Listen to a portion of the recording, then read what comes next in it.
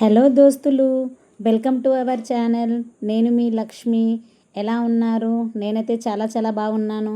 ఈరోజు మనమైతే పెద్దపల్లి డిస్టిక్ మంతనిలో ఉన్న లక్ష్మీనారాయణ గుడి దగ్గరికి అయితే వచ్చేసాము. ఇగో ఇక్కడ కనిపిస్తున్నది లక్ష్మీనారాయణ గుడి. మనకైతే ఈ గుడి వచ్చేసి గవర్నమెంట్ హాస్పిటల్కి వెళ్ళే దారిలో ముందైతే ఈ గుడి వస్తుంది. ఇగో ఇక్కడే కాలు కడుక్కొని లోపలికైతే పోవాలి. ఇగో ఇక్కడ కనిపిస్తున్నది బయట గుడి వాతావరణం. చాలా ప్రశాంతంగా ఉంది. ఈరోజే వెళ్దామని చెప్పేసి అనుకుని ఇక పోయినాము. ఇది చాలా పురాతనమైన గుడి. మంతనిలోనే చాలా ఫేమస్ గుడి అంటే ఇదే. ఇగో ఇక్కడ కనిపిస్తున్నది మనకు జమ్మి చెట్టు, పక్కన శివయ్య విగ్రహం. ఈ గుడి ముందు వాతావరణం ఇలా ఉంది. ఈ గుడికి ఉన్న మరొక ప్రత్యేకత ఏంటంటే దసరా రోజైతే ఇక్కడ పెద్ద జాతర అయితే జరుగుతుంది. చుట్టుపక్కల విలేజ్ వాళ్ళంతా వచ్చి దేవుణ్ణి దర్శనం చేసుకుంటారు. ఇక మనం గుడి లోపలికి అయితే వెళ్తున్నాము. ఇంకో గుడి లోపలికి వెళ్ళే దారి ఇది. గుడి లోపలికి వెళ్ళగానే మనకు నామాలతోనే ముందుగా అయితే ధ్వజస్తంభం అయితే కనిపిస్తుంది. చూడడానికి చాలా చక్కగా కనిపిస్తుంది. గుడి లోపల అయితే చాలా ప్రశాంతంగా ఉంది వాతావరణం అయితే. మనకు చూడడానికైతే మంచి రంగురంగులతో గుడి అయితే చాలా చక్కగా అందంగా కనిపిస్తుంది. చాలా మంచి మంచి విగ్రహాలు, రంగులు చూడండి ఎంత బాగుందో. ఇది పురాతన కట్టడము. చాలా ప్రశాంతమైన వాతావరణం. లోపల ఓపెన్ ప్లేస్ అయితే మంచిగా ఉంది. ఇంకో గుడి పైనుంచి కూడా ఇట్లా తీసాము. మనకు కనిపిస్తున్నది పైన ఇట్లా గోపురం లాగా. ఇంకా ముందైతే గుడి చుట్టూ ప్రదక్షిణలు చేసుకోవాలి కదా. ప్రదక్షిణలు అయితే స్టార్ట్ చేసుకున్నా. ఇక్కడ ఏది మొక్కుకుంటే అది జరుగుతుందని వెనుకటి నుంచి వెళ్ళి భక్తుల నమ్మకం. నాకైతే చాలా మంచిగా అనిపించింది ఇంత ఓపెన్ ప్లేస్లో ఇంత నీట్గా ఉండడం. ఈ గుడి లోపలనైతే ఇంకా 2 గుళ్ళు ఉన్నాయి చిన్నగా. ఈ గుడి అయితే ఇక్కడ కట్టించి 400 సంవత్సరాలు అయితే దాటిందని చెప్పేసి ఇక్కడ ఉన్న ఒక అమ్మ ద్వారా తెలుసుకున్నాను. ఇగో ఇక్కడ పూజించుకుంటున్న దేవుడు గరత్మంతుడు. ముందైతే గరత్మంతుడిని పూజించుకొని మనం లోపలికి వెళ్ళాలి.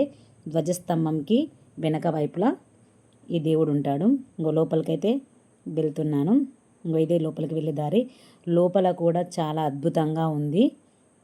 ఈ గుడి నిర్మాణం అయితే చాలా చక్కగా చేశారు. పురాతన గుడిలాగా అనిపించడం లేదు చూడడానికి.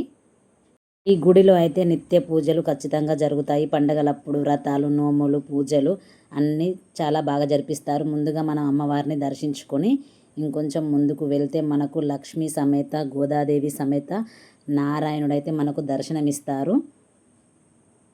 మేము వెళ్ళేసరికి ఆలస్యం అవ్వడం వల్ల దేవుడి గదికైతే తాళం వేశారు. ఇక నేను తీసుకువెళ్ళిన పువ్వులు, పసుపు, కుంకుమ, అగరబత్తీలు అక్కడ పెట్టేసి బొట్టు పెట్టుకొని హారతి తీసుకున్నాను. ఇక్కడ ప్రధాన అర్చకులు ప్రసాదయ్య గారని బాపనయ్య గారు. ఇక్కడ మాకు తెలిసిన ఒక అన్న వాళ్ళ పాపని తీసుకొని గుడికి వచ్చాడు. చాలా సంవత్సరాల తర్వాత అన్నని పాపని చూసినాక మంచిగా అనిపించింది. ఇక వాళ్ళని కూడా ఒక వీడియో తీసుకుందామని తీసుకున్నాం. ఇగో ఇక్కడ బయటనే కొబ్బరికాయలు కొట్టు స్థలం ఇది. కొబ్బరికాయ బొమ్మ కూడా గీసిరు. భలే అనిపించింది. ఇక మనం ఇక్కడ నుంచి వెళ్ళి ఇంకో ప్లేస్ దగ్గరికి అయితే పోతున్నాం. చూడుర్రి. హాయ్ అండి. మనకి లక్ష్మీనారాయణ స్వామి టెంపుల్లో కళ్యాణం జరిగే ప్లేస్ ఇది.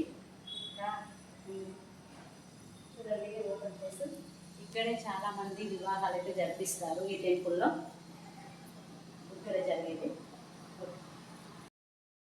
ఈ లక్ష్మీనారాయణ స్వామి అయితే మనకు వీణవంక నుంచి వచ్చిన దేవుడు అని ఇక్కడ ఉన్న ఒక అమ్మ ద్వారా తెలుసుకున్నాము.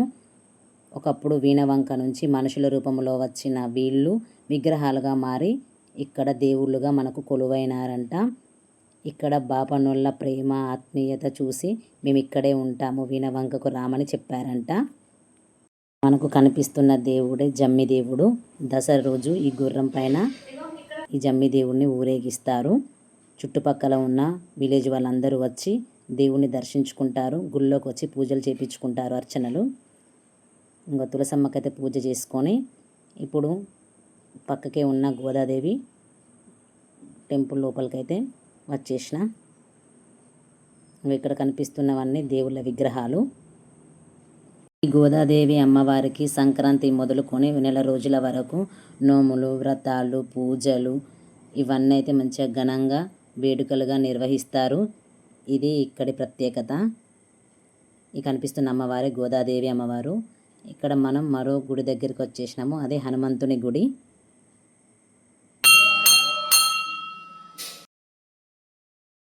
ఇక్కడ మనకు కనిపిస్తున్న దేవుళ్ళు అమ్మవారు, నాగన్న, వినాయకుడు, ముందు శివలింగము.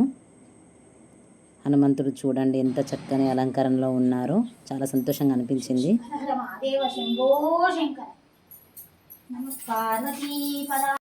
లక్ష్మీనారాయణుడు లక్ష్మీ సమేత గోదాదేవి సమేత వీణవంక నుంచి మనుషుల రూపంలో వచ్చి విగ్రహాలుగా మారి మన మంతనిలో లక్ష్మీనారాయణ గుడిగా వెలిసి ఇక్కడ ఎంతోమంది భక్తులను కరుణిస్తున్న దేవుడండి మన లక్ష్మీనారాయణ స్వామి.